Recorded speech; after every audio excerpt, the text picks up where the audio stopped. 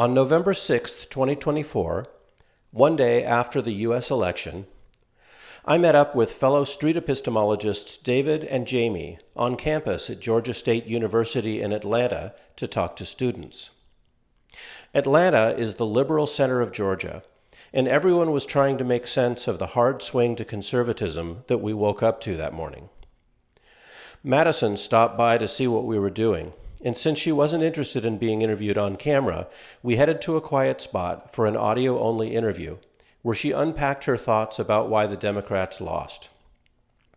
Later in the conversation, we talk more generally about how to determine what's true, how to evaluate methods of examining beliefs, and whether somebody can have their own personal truth. My name is Nick, and this is Conversations on the Coast. It could go a few different ways. Yeah, that's true. So, anyway. Okay, Madison. Hi, Nick. Hi, my name is Nick. Nice to meet you. That's good. I'm Madison. So, are you a student here? I am. Oh, excellent. Yes. What are you studying? Anthropology. Nice. Mm-hmm. Cool. Do you have a particular area of focus? I'm interested in how people interact with pregnancy and give birth around the world, and child rear, specifically with like early infancy, early childhood. So I'm going to guess that like the Roe decision was very impactful for you. Yeah. In terms of the people you know and the conversations you have and the milieu. Yeah. Sure. And I think it's impactful for all of us. Yeah. Do you want me to talk about it? I agree. Is that something that you have a strong belief about? So you kind of saw what I was doing with him. Yeah. So let me explain what we're doing. So what part of the core of what we do, so I have a podcast, it's called Conversations on the Coast, and it drops on David's, his YouTube channel, which is called Sound Epistemology. Cool. And what we do is we have interviews with people about something they believe, and we focus on epistemology. So we don't really talk about the belief. We talk about the justifications for the belief, like the methods that you use to figure out what's true. Yeah. So we won't talk so much about the belief. What we'll kind of unpack the layers that get you to truth. Cool. So Yeah. it's most impactful when it's something that you believe other people should believe.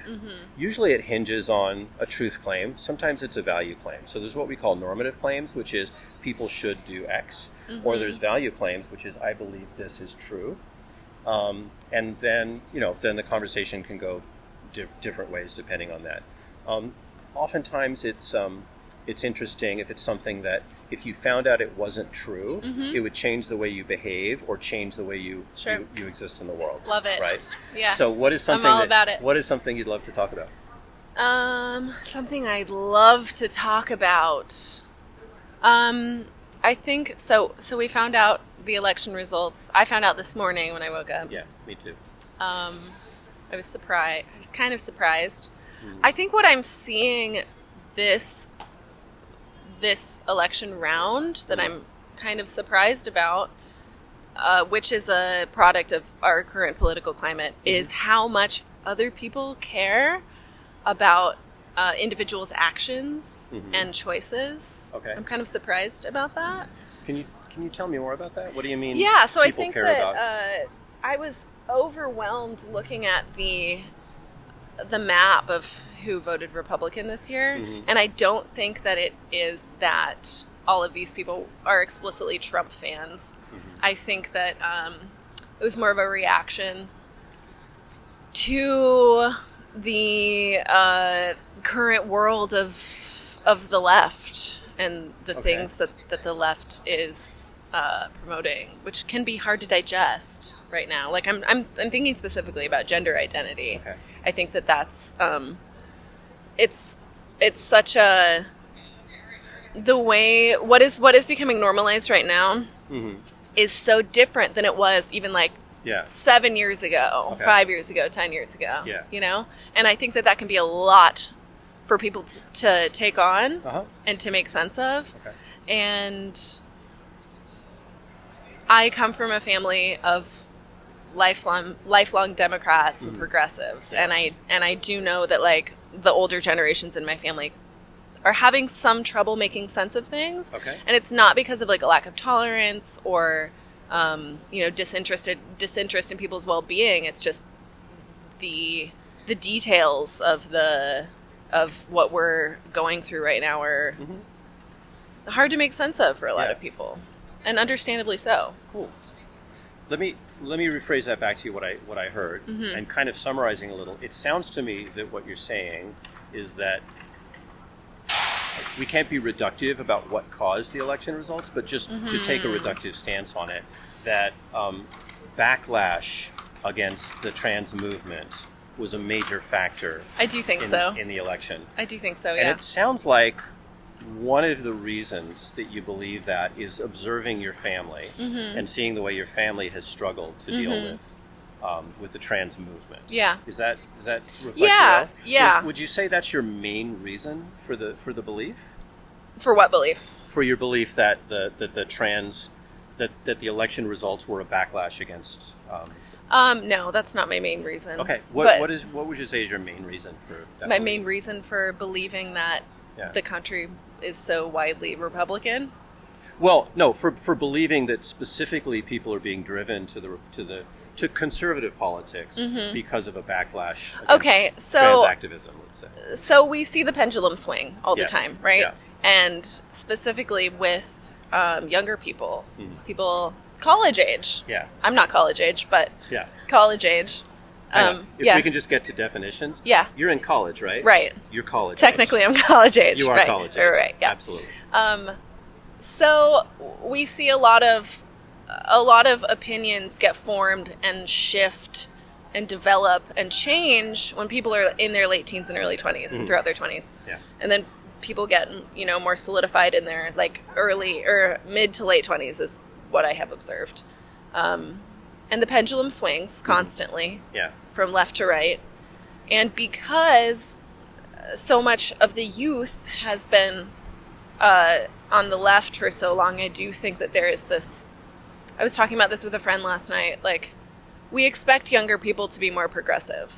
But then when progressive ideologies become the norm, then people want to swing back the other way as a rebellion, kind of. Or maybe out of curiosity to see what is over there, you know? And so I think there's a multitude of reasons why what happened. But I'm really close with my grandparents.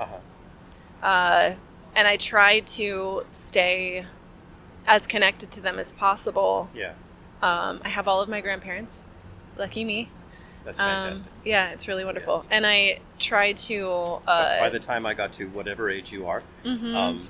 I didn't have any, I think. Actually. Yeah, I feel very, very lucky. And so I try to keep these ties strong with them. Yeah. And that means communicating honestly about what is happening in our worlds and what is true for me and my belief systems. Yeah. And they have a lot of questions about the contemporary world. And so I really do understand why it would be difficult to accept things like someone quote unquote changing their gender or having an unconventional view of their own identity. Sure. I understand why someone would be like, what the hell does that mean? That doesn't make any sense. Trying to explain how to use they them pronouns to my grandparents, grammatically it's not intuitive. It doesn't make sense when you've been speaking English for 85 years. Do you know what I mean? I do. I mean, just using the word they in a singular, in a singular form. It's just not that easy to train yourself to do, I don't think. And that's just a word. That's just semantics, but there's a lot more there, when it comes to what all that means. The binary system. So let me recap, because we started out with you talking about how talking with your parents and talking with your family shows you how hard people have it to adopt this. When I asked if that was your main reason, you said no, and we started on a conversation about how there's this pendulum and how young people might be having a hard time adjusting And then you got into talking about how young people are expected to be progressive Right. and then get more conservative as they get older. And then you ended up talking about your grandparents. So we're back to talking about your family. So I'd love to get back to you thinking about like your main reason, if your main reason is reasoning about people and how they react to trans activism. Yeah. Like what is in there other than your family? Because we started with your parents and then we did a big swing and we got back to your grandparents. Right. So what is it in the culture that you observe, or like what's the thing that you're pitting this belief on? Oh, there's so much. I really do want to like say that the pendulum swinging, that is such a big part of it. Yeah. Because so much of the older I get, the less need I feel to burn everything down. And I think that is like it's more, I have the stance of making it work, working with what I have instead of like, let's start over. And I think that's an easy and important position to take when you're young, to be a revolutionary. And to be conservative now is the opposite of, expected. So I'm young culture. I'm trying to navigate what you're saying. And I wonder if you would validate that what I'm hearing is when you talk about your family, you talk with specifics. And when you talk about the culture in general, you're getting very general. And does it boil down to what you notice in yourself? Because I think what I heard in that last set of phrases was you've become more conservative as you've gotten older. Well, like how much of it is about observing your own path and thinking about do you have negative reactions to trans activism that informs this? I don't think I have a negative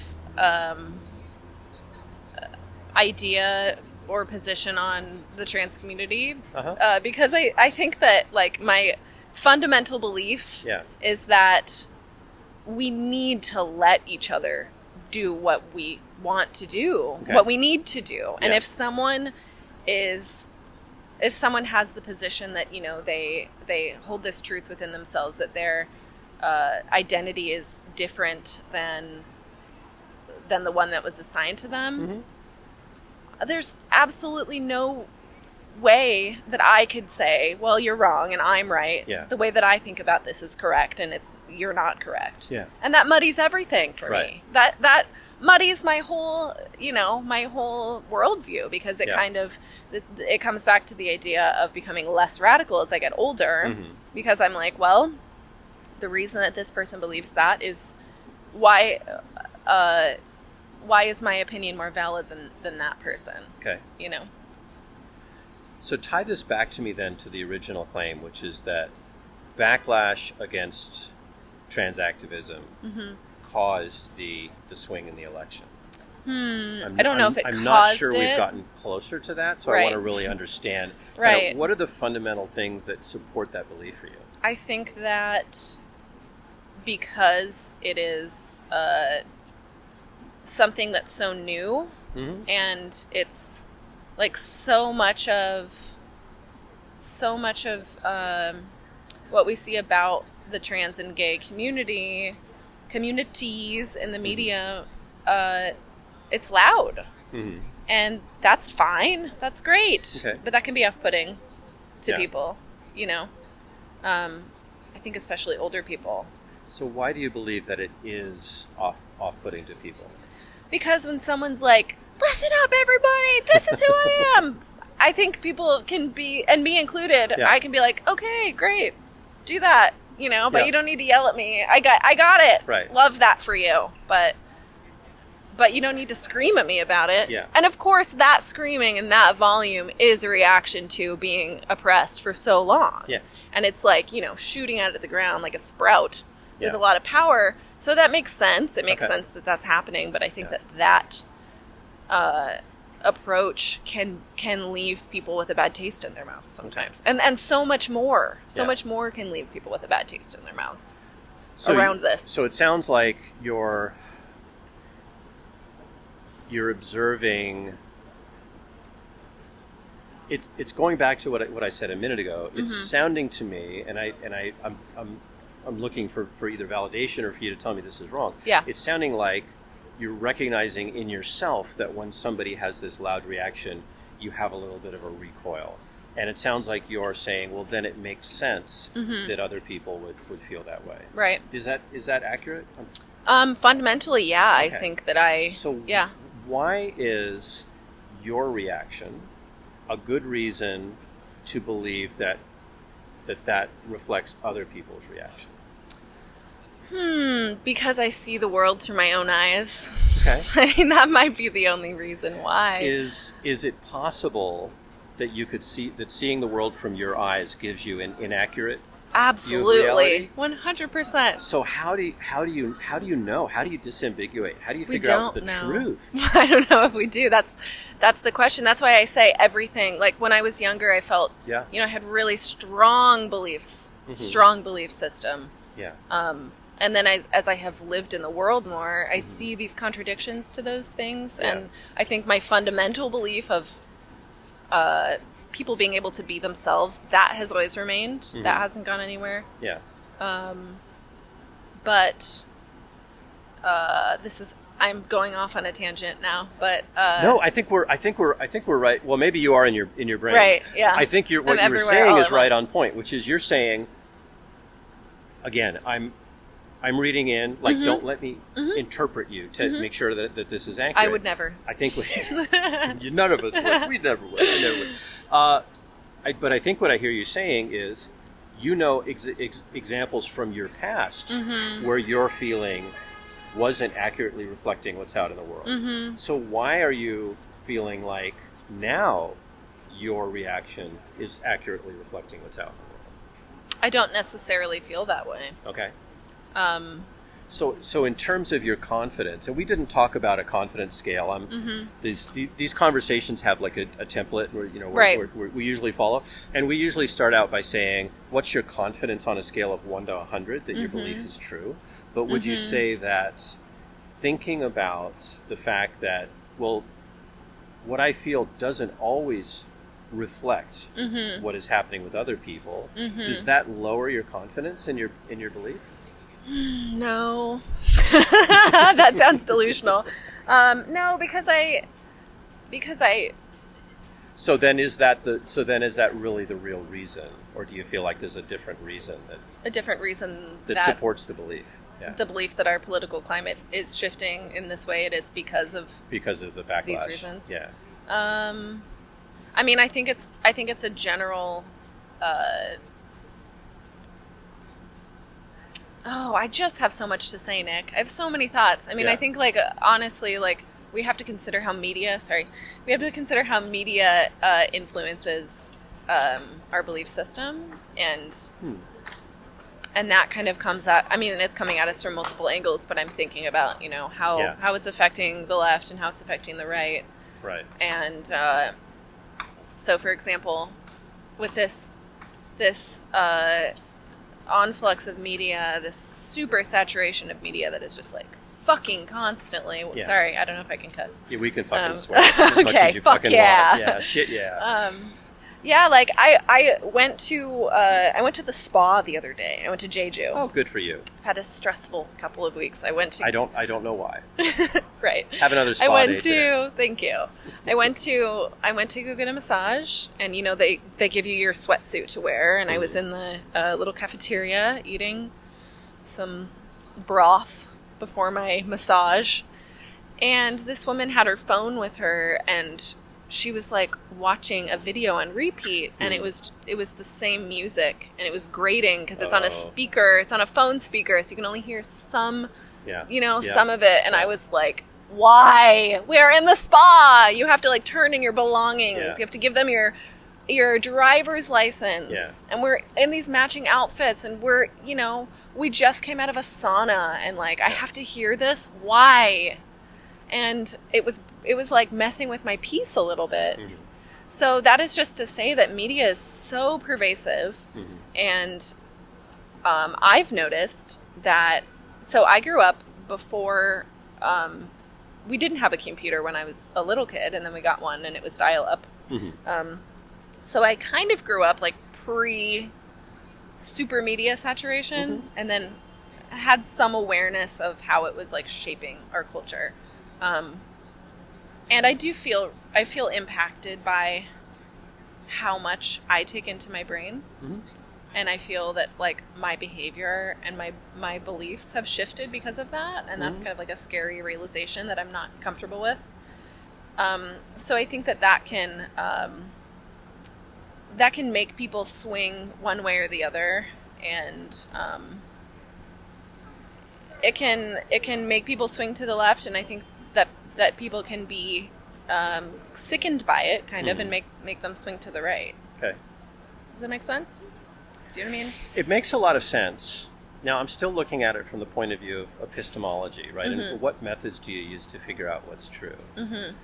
And I'm hearing a lot of, I observe things, I see the media, I have a feeling inside me, and I feel like other people might react the same way. Yeah. Let's get back to something fundamental, which is, how much does truth matter to you? How important is it to you whether your beliefs are true? So important. Okay. So if you really want to know that this thing is true, about that this backlash occurred, what's a way that you could maybe test or maybe verify to find out whether this, because we've talked about the fact that, you know, you're seeing how you react to things, like you react to this media, you react to this woman in the spa, right? Yeah. And you're projecting outward, and you're saying, well, if I'm reacting this way, other people might react this way. Right. But we've said that's not always true, right? Sometimes you're reacting this way, and it doesn't reflect how people feel. Can you think of a more, I want to say better, because I don't want to demean what you're saying, right? Your intuitions can sometimes be a good way to lead you. But is there a more deterministic or definitive way that you can support those observations and determine, is this belief really true? Yeah, and this is a really exciting question to me, because this is like hitting on my anthropological tendencies and desires and passion. Yeah. A way to learn about this would be to go around and talk to people. Okay. Which is a huge interest of mine. Yeah. I mean, imagining... So I'm from Nebraska. I grew up in Nebraska. Awesome. And I've had this fantasy for a long time of just going around, going to like all the towns and talking to people. My grandparents live in a small town, and yeah, like this, right? Exactly. So David, who runs this YouTube channel, he is based in the same area where I am, which is Washington State, Western Washington State. Cool. This is his second year of following the weather and touring the country, and he finds other people who are interested in this style of interviewing, and he coaches them, and he films them, and he publishes on his YouTube channel. Yeah. This is what he does. This is his life right now. This is what I would want to be doing. I would love to introduce you to street epistemology. Okay, I would love to. How you can learn this and how you can have these conversations with people too. Because I love having these conversations too. Yeah. And having a recording device and a podcast kind of gives me this license that I wouldn't normally have to go into spaces where I wouldn't normally be comfortable and have conversations like this, right? This is like exactly what I want to be doing. Yeah. So let's get back to that from the point of view of epistemology and what is what is like, why would talking to people and finding that out, why would the results that you get from that be a good reason to believe this belief? Well, because the very question that's being asked is like, why have we moved this way as a nation? So if we go out and we talk to different populations, we're going to get a pretty good sample, I think. Okay. And as a side note, I feel really lucky to be in the position that I'm in, because I've traveled all over the country. I've lived all over the country. Yeah. I've lived in many different types of communities and settings. And I think that has allowed me to have a much more open mind than a lot of the people I meet. And cities are known for being open-minded, but I'm seeing that that's not necessarily true, especially when it comes to interacting with people who are more conservative. There's a lot less tolerance for that. And I think because I have, seen a lot of different things and talked to a lot of different people with curiosity, I become more grounded in my belief that we just really have to fucking talk to each other. Yeah. We just have to communicate, because it is true that we will always find something in common. And, you know, if someone, like, for example, with Roe v. Wade, someone who voted against it, I understand that belief system. Mm-hmm. It's not my stance, but I understand that, you know, if someone thinks that a fetus is a baby, then hell yeah, why would you want to kill that? You know, that is murder. Sure, you know, if that's your opinion. I get that. And I think that is truth. That being learning about people. Yeah. And that is really freeing. Yeah. It's really freeing to have some kind of trust with people, I think. Yeah. I love that. Yeah. Before we wrap this up, I just want to go back to, so we talked about a bunch of things, and we talked about your confidence. You said your confidence was high. So on a scale of 0 to 100, where would you say your confidence is? Wait, my confidence is high. About trans activism. Yeah. Causing the backlash that caused the Trump victory. I think it's a big chunk of it. I wouldn't say that it's like, you know. Sure. But where's your confidence in that? Oh, you don't think your confidence is over 50%? No, I don't think that the existence. Oh, you don't think the backlash is more than 50% of the effect? Sure. I don't know. But where would your confidence in that it was a large effect be? Oh, I mean, 100%. I think that it's a. Well, if it's at 100%, to me that says you could not be wrong. Well, you said my confidence of that being a major part of why so much of the country voted Let's say red. A determining factor. I think. Would you say your belief is that it was the determining factor? Well, it depends on who we're talking about. Well, I mean, the overall result of the election. You think it was the thing that pushed it across the edge? I don't think it is the thing. I don't think there is a thing. Sure. I think there's a million things. Okay. Do you believe that if the trans issue had not been happening now, do you believe that the election result would be different? Oh, but I mean, we can't even consider that. I love questions like that, but we can't even consider that world, because then where would the trans community be? You know, would they be non-existent, or would they be fully integrated and accepted? Okay. You know what I mean? It is hard to talk about a hypothetical. Okay. Right. But I'm trying to pin you down to like a confidence level on the belief. Yeah. And I'm finding that difficult.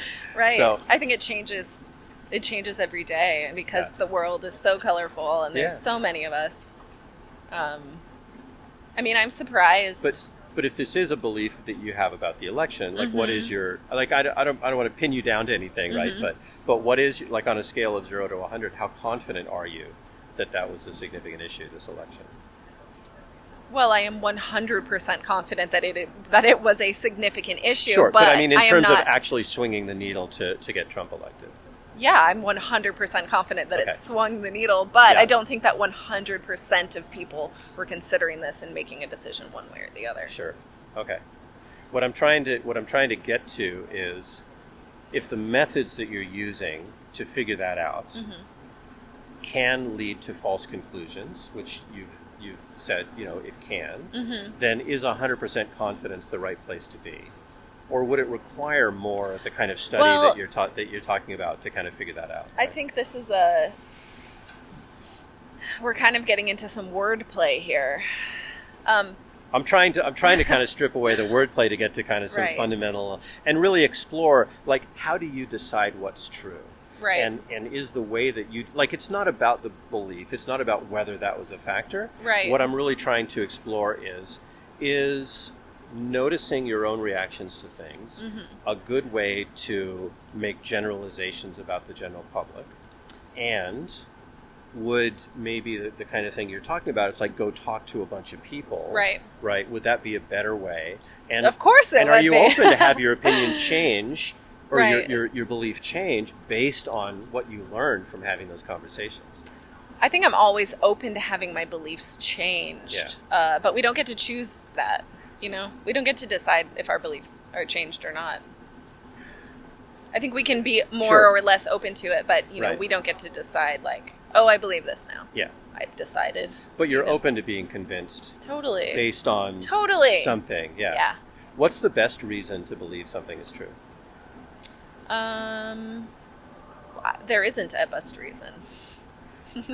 What are some better reasons to believe something is true? And what are some worse reasons to believe A better something is reason true? to believe something is true is when you really feel it deep down in your gut and unequivocally you wake up in the middle of the night and that's the truth. That's one good reason. Another reason is if it's And I something... think you're talking tongue-in-cheek, right? Or are you... No? No. You believe No. that if you believe something strongly enough, it's true? Personal truth, which is Ooh. okay. That is one truth. That is Well, one definition of the truth. Darn it, I didn't bring my... Okay, I'm gonna try a different version of a thought experiment here. Okay. I'm gonna grab a handful of pieces of bark. Okay. All right? Okay. Would you agree that there is either an even number or an odd number of pieces of bark in my hand? Well, because of the makeup of this bark, Let's pieces are. See, is that a piece of bark? Look at that. Let's pretend it's more like gravel where there's Okay. distinct pieces. Okay. We're going with a thought experiment. Okay. Right across there, I have a box of mints that I usually do this Okay, with. It's okay. a little bit better. Okay. Let's imagine they're atomic. They're Okay. units. Sure. Right. Yes. So yes, there is either an odd Okay. number or an even number. Is it possible that your personal truth is that they're odd and my personal truth is that they're even? No. Okay. So when you say about your personal truth, Mm-hmm. right, what does that mean to you? Well, it does not mean there's 23 pieces of bark in your hand. I just know it. That's not it. Unless Yeah. you're psychic, which, Right. maybe there's truth in being psychic. Okay. Personal truth, I think, can be applied to ideologies, Okay. feelings.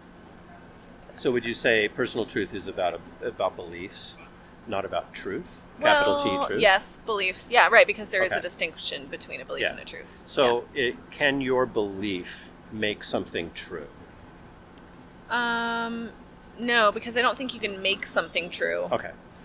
Unless it's like, this piece of paper, this is one piece of paper, I'm going to cut it in half. That's not Right. even a belief. That's Okay. that's an action. Yeah. So, for example, you could say, hey, what do you have in your cup? It is a maple cinnamon latte. Okay. You could say maple cinnamon latte is the best drink. And I could say plain black bitter coffee is the best drink, right? That can be true for you, and this can be true for me. Right. But we're equivocating if we talk about, that's the same as you say there's 23 mints in the box and I say there's 20, Yeah. right? Right. That's a different sort of, neither of those things speak to the same truth, right? Okay. So is that what you mean when you say your personal truth? You mean something that is you evaluate this to true in your world because it's like your favorite is blank, whereas my favorite is, your favorite is X, my favorite is Y, right? Those are different. Yeah. That's a different sort of truth. Right. And I Yeah. do feel a bit allergic to that type of language when it's so black and white. Even if it's an opinion. I like to use the phrase, it's true for me. What's true for me is because, obviously my truth is going to be different than could be different than yours. But are there truths that are uncategorical? Like it doesn't matter what your opinion is or what your truth is, it's still true or it's still false? Or do you think that any truth is fungible depending on what quote unquote your truth is? Mathematical truths, for example, are not Yeah. often not arguable. Okay. Often? Right, yeah, because, math gets complicated. Gets really complicated and sure. contradictory, Okay. I'm not at that level. Sure. But I know that is true. That, Okay. As much as we think things are black and white, Cool. in that way, they're All not right. necessarily. Yeah. But Yeah. in terms of facts, Right. right, there are things that are true. This is what I'm saying. Right. As I get older, I know less. There you go. I know But- less about... But if you don't know the truth, or if you don't know a fact, does that mean the content of the fact could change? Like is not What do you mean? Well, I mean, say there's some fact, like it's raining right now or it's not raining right now, right? Is it possible that truth is not an absolute thing? Again, I'm just kind of like feeling for like your truth, my truth. And I'm just looking for another problem with any argument that you present. Sure. Because then we have to talk about how we define. And I'm not trying to present arguments, right? I'm trying to kind of give hypotheticals to kind of probe how you're thinking about it. Yeah. We would have to talk about how we define rain. Is drizzle rain? Yeah. Is a mist a rain? How big do the drops have to be for it to be rain? Yeah. Because someone could say, so let's it's say not raining, it's misting. Sure. But that comes down to a term definition. So we can deal with that, right? By making it clear. I mean, the number of mints in the box is a good example. That is a good example. Right. Yeah. Okay. Cool. I do have truths if you want to know. If you want to know a truth. Well, I'll tell you, I'll bet you and I could have a bunch of great conversations like this. I think now I should probably let you go because you do have a class to get to. Okay. But well, I want to meet that guy. Yeah, you should. Are you gonna exchange numbers and maybe go on a date with him? Oh no, not that guy. Oh, the guy you're David. Working. Oh yeah, absolutely. Let's go do that. Cool. Okay. I thought maybe Andy was maybe Andy had made another conquest here. No. Cool. And I do kind of I like to test that. Could feel he's testing his confidence, you know, and I'd like to lovingly. You want to become a mentor? I don't have the energy, but you know, right. maybe cool. in this moment, you know, he can learn that it doesn't work every time. There's always more to learn. There is. Yeah. Cool. All right. Thank you, Madison. This has been wonderful. This was great. You've been listening to Conversations on the Coast, a series from Washington State featuring civil conversations using street epistemology to explore what people believe and why. Find out more at streetepistemology.com.